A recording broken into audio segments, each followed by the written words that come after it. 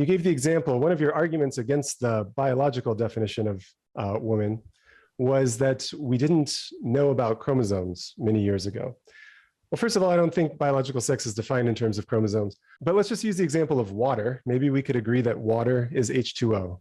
That was true even before we knew about chemistry. That was the definition of water before anybody knew anything about chemistry, before we knew about H2O. Back when Aristotle thought water was just an element. Nevertheless, it was H2O. True. I'm sorry? This isn't true. That water has not always been H2O? Yeah, all you have to do is cross the Mexican border. And over there, it's aqua. That's H2O, not water. Aqua means water. Aqua is water. It's a different term. Actually, it's agua. It's not aqua, right? And we're referring to terms and definitions here. No, I'm referring to water, the stuff that fills lakes and rivers. The stuff that fills about the word water. Many things fill lakes and rivers. Okay. Do you honestly not know what I mean when I talk about water, or are you just being a little difficult? I think you made a mistake before you began that argument, which is that you said just because people didn't always know something doesn't mean that it can't be true. But that can't be the case when we're talking about definitions. Things that are true have constructed premises that lead necessarily to an outcome, a resolution. But a definition is something applied presuppositionally. You can say, for example, that the light, the spectrum of light that we see, the visible spectrum of light, is something that exists outside of our perception. And that is certainly true. But how we perceive it is not existentially correct. And what's more, the definition between red, orange, and yellow is not something that you can find proven anywhere in the real world. We have to arrive at arbitrary distinctions. So that's Can I just ask you about water again? Do you not think water is H2O? But I think we've come up with a term to describe what we refer to as water. There are, of course, other cultures that have had... I agree with you. We came up with a term to talk about water. That term is water. And we came up with terms to talk about hydrogen and oxygen. But here's a sentence. Water is H2O. You know what those terms mean. Now think about what idea is expressed by the words. What's the thought that's expressed? We could express it in many different languages.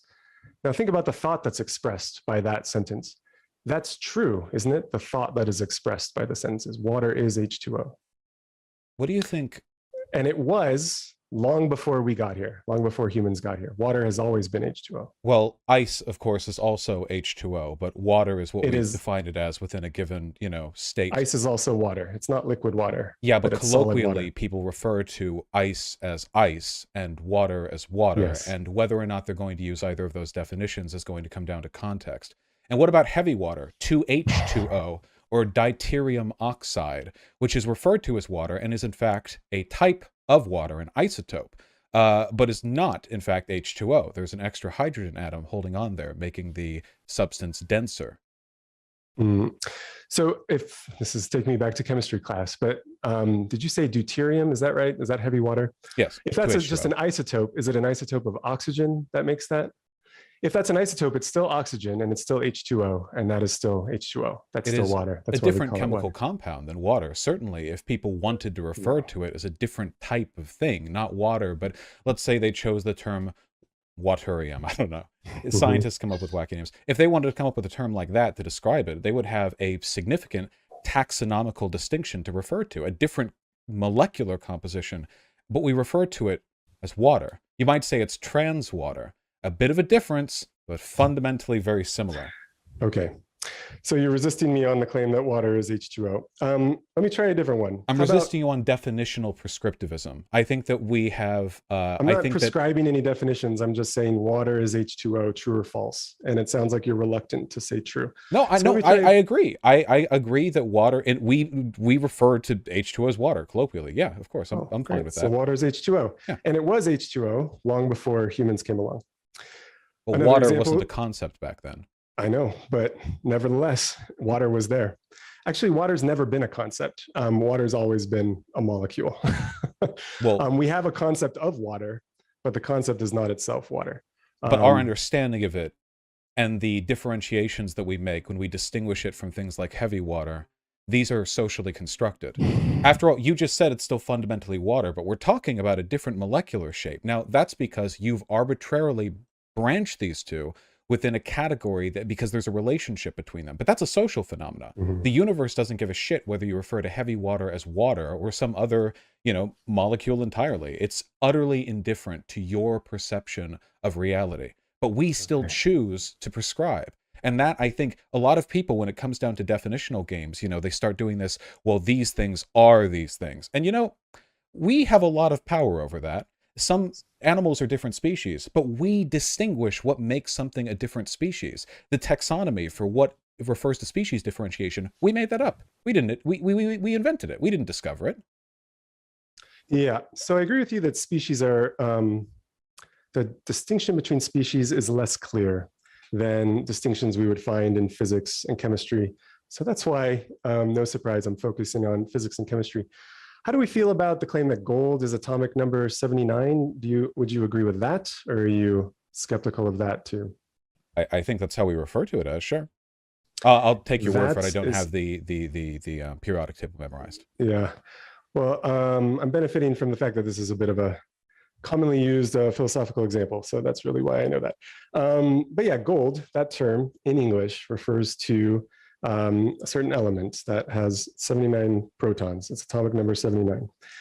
So gold has been around for a long time, long before the word gold came on the scene. Gold predates the word gold.